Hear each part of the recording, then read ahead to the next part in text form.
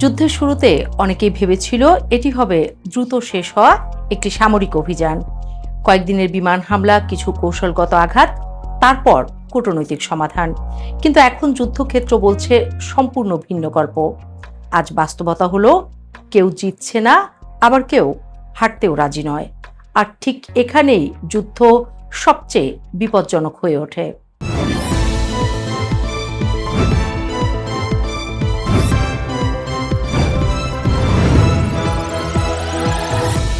দুপক্ষই সমানে সমান লড়ছে।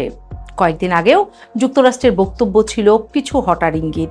ডোনাল্ড ট্রাম্প ঘোষণা করেছিলেন, আমরা আমাদের লক্ষ্য অর্জন করেছি। কিন্তু ময়দানের বাস্তবতা সেই ঘোষণাকে মিথ্যা প্রমাণ করেছে। যুদ্ধ থামার বদলে বরং বিস্ফোরিত হয়েছে নতুন মাত্রায়।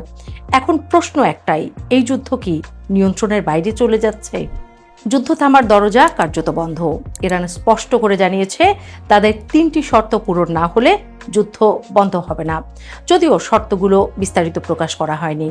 কিন্তু আন্তর্জাতিক বিশ্লেষকদের মতে এগুলো মূলত 3টি বিষয়ের সঙ্গে সম্পর্কিত, তথা সামরিক হামলা সম্পূর্ণ বন্ধ, আঞ্চলিক নিরাপত্তা নিশ্চিত করা ও ইরানের কৌশলগত অবস্থানের স্বীকৃতি। সমস্যা হলো এই শর্ত মানা মানে যুক্তরাষ্ট্র ও ইসরায়েলের জন্য রাজনৈতিকভাবে পিছিয়ে যাওয়া, অর্থাৎ আধিপত্যের প্রশ্নে ছাড় দেয়া। ফলে যুদ্ধ এখন এমন এক অবস্থায় দাঁড়িয়েছে যেখানে সমঝোতা মানেই কারো জন্য রাজনৈতিক পরাজয়, আর তাই কেউই নরম হচ্ছে না। ইসরায়েল ধারাবাহিকভাবে ইরানের গুরুত্বপূর্ণ স্থাপনাগুলো লক্ষ্য করে হামলা চালাচ্ছে।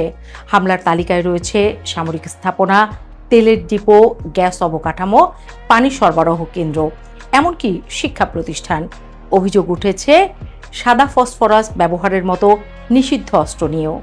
মোসাদের গোয়েন্দা নেটওয়ার্কের কারণে ইরানের অভ্যন্তরীণ অনেক সংবেদনশীল জায়গা অত্যন্ত নির্ভুলভাবে টার্গেট করা হচ্ছে বলে ধারণা করা হচ্ছে।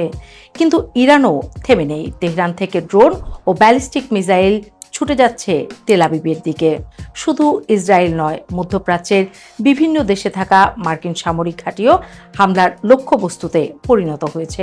কারণ শত্রুর বন্ধু আমারও শত্রু, অর্থাৎ যুদ্ধ এখন আর দুই দেশের মধ্যে সীমাবদ্ধ নেই, এটি ধীরে ধীরে আঞ্চলিক যুদ্ধের রূপ নিচ্ছে। যুদ্ধের শুরুতে যুক্তরাষ্ট্র ও ইসরায়েলের প্রথম দফার হামলা সামরিকভাবে বড় সাফল্য দেখা দিয়েছে। বিভিন্ন সূত্রে দাবি ওঠে ইরানের শীর্ষ নেতৃত্বের গুরুত্বপূর্ণ অংশ ক্ষতিগ্রস্ত হয়েছে। কিন্তু সমস্যা অন্য জায়গায়। ইরানের রাজনৈতিক কাঠামো ভেঙে পড়েনি, রাষ্ট্রযন্ত্র চালু আছে এবং সবচেয়ে গুরুত্বপূর্ণ, উচ্চমাত্রায় সমৃদ্ধ ইউরেনিয়ামের মজুদ পুরোপুরি নিয়ন্ত্রণে আনা যায়নি। সামরিক বিশ্লেষকদের মতে এখানেই বড় ফাঁদ। কোনো লক্ষ্যবস্তু ধ্বংস করা মানে কৌশলগত লক্ষ্য অর্জন নয়। ফলে সামরিক সাফল্য দেখা গেলেও রাজনৈতিক ফল না এলে হামলার মাত্রা বাড়ানোর চাপ তৈরি হয়, আর এই চাপই যুদ্ধকে দীর্ঘস্থায়ী করে। যুক্তরাষ্ট্রের ইতিহাসবিদ রবার্ট পেপে এই পরিস্থিতিকে বলেছেন এসকেলেশন ট্র্যাপ। এর ধাপগুলোতে প্রথমে হামলা সফল মনে হয়, তবে প্রত্যাশিত রাজনৈতিক ফল আসে না। তারপর আরও শক্তিশালী হামলা শুরু হয়, প্রতিপক্ষ পাল্টা জবাব দেয় এবং পরে উভয় পক্ষই আরও গভীরভাবে জড়িয়ে পড়ে। একসময় যুদ্ধ এমন এক জায়গায় পৌঁছে যায় যেখানে পিছু হটা মানে পরাজয়। এখন মধ্যপ্রাচ্যের যুদ্ধ ঠিক সেই পর্যায়ে ঢুকে গেছে বলে মনে করছেন বিশ্লেষকরা। সরাসরি সামরিক শক্তিতে যুক্তরাষ্ট্র বা ইসরায়েলের সমান নয় ইরান, তাই তারা অন্য পথ বেছে নিয়েছে। অর্থনৈতিক চাপ সৃষ্টি, হরমুজ প্রণালীতে জাহাজ চলাচল লক্ষ্য করে হামলা, উপসাগরীয় অঞ্চলে উত্তেজনা বৃদ্ধি, জ্বালানি সরবরাহে অনিশ্চয়তা তৈরি শুরু করেছে ইরান। অর্থাৎ যুদ্ধের আগুন এখন বিশ্ব অর্থনীতিতে ছড়িয়ে পড়ছে। তবে নতুন ফ্রন্ট খুলতে পারে ইসরায়েল। ইসরায়েলের প্রতিরক্ষা মন্ত্রী ইসরায়েল কাটজ ইতিমধ্যে সতর্ক করেছেন, লেবাননে হিজবুল্লাহর বিরুদ্ধে সামরিক অভিযান বাড়ানো হতে পারে। যদি তা ঘটে তাহলে যুদ্ধের মানচিত্র হবে এমন: ইরান, ইসরায়েল, লেবানন, সিরিয়া, উপসাগরীয় অঞ্চল, একটি পূর্ণাঙ্গ আঞ্চলিক সংঘাতের ঝুঁকি তখন বাস্তব হয়ে উঠবে।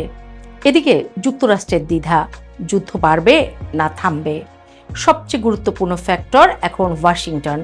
যুক্তরাষ্ট্র শুরুতে দ্রুত বিজয়ের বার্তা দিতে চাইলেও এখন তারা এক কঠিন বাস্তবতার সামনে। পুরোপুরি সরে গেলে প্রভাব কমবে, আবার থেকে গেলে যুদ্ধ দীর্ঘ হবে।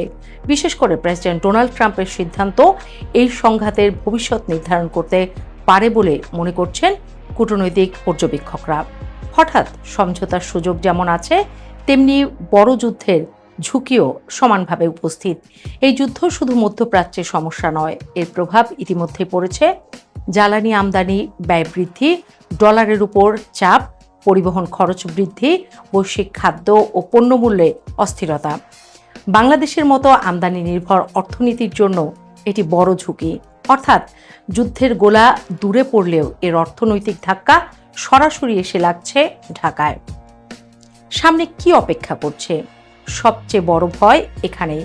বিশ্লেষকদের মতে যুদ্ধ এখন এমন পর্যায়ে পৌঁছাতে পারে যেখানে কোনো পক্ষ সহজে পিছু হটবে না। প্রতিটি হামলা পরবর্তী হামলার কারণ হবে। সংঘাত ধীরে ধীরে বৈশ্বিক নিরাপত্তা সংকটে রূপ নিতে পারে। এটি আর শুধু একটি যুদ্ধ নয়, এটি শক্তির ভারসাম্য বদলে যাওয়ার লড়াই। যুদ্ধের শুরু মানুষ করে, কিন্তু একসময় যুদ্ধ নিজেই নিজের গতিতে চলতে শুরু করে। আজ মধ্যপ্রাচ্যে ঠিক সেটাই হচ্ছে। কেউ থামাতে পারছে না, কেউ হার মানতে রাজি নয়, আর বিশ্ব ধীরে ধীরে ঢুকে যাচ্ছে এক অনিশ্চিত ভবিষ্যতের দিকে। প্রশ্ন এখন আর যুদ্ধ হবে কিনা নয়, প্রশ্ন হলো এই যুদ্ধ কত বাড়বে।